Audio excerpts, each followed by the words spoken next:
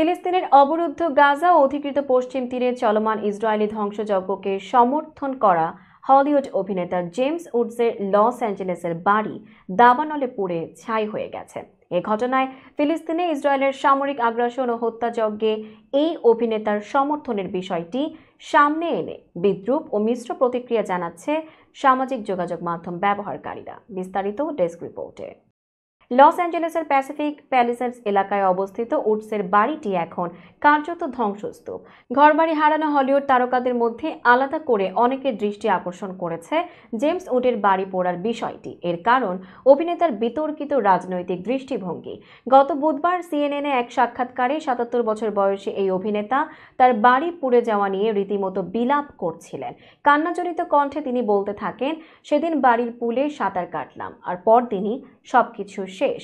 ঘর পড়ে যাওয়ার কারণে সিএনএনে গিয়ে উডসের এমন বিলাপ অনলাইনে মিশ্র প্রতিক্রিয়া সৃষ্টি করেছে। অনেকেই সামাজিক যোগাযোগ মাধ্যমে ফিলিস্তিনের গাজায় গণহত্যা সমর্থন জানিয়ে করা তার পূর্ববর্তী বিতর্কিত বক্তব্য তুলে ধরেছেন। তার অনেক এক্স পোস্টের মধ্যে একটি পোস্টের একটি স্ক্রিনশট রীতিমতো ভাইরাল হয়ে গেছে।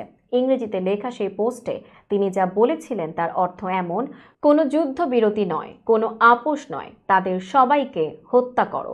তার এই পোস্ট স্পষ্টতই গাজায় গণহত্যার উস্কানি নির্দেশ করে। এতে অনেকেই তার এসব পোস্টের জন্য জবাবদিহিতার দাবি তুলেছেন। অনেকেই বলছেন, গাজার ব্যাপারে তার বিতর্কিত দৃষ্টিভঙ্গির কারণে দাবানলে বাড়ি হারানোয় তিনি কোনো সহানুভূতি পাওয়ার যোগ্য নন।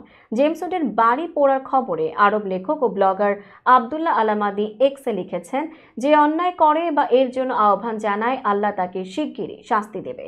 ফিলিস্তিনি কবি মোসাব আবু তোহা এক্স পোস্টে উডসকে উদ্দেশ্য করে বলেছেন, তোমার সাহস কিভাবে হলো সরাসরি সম্প্রচারে কাঁদতে?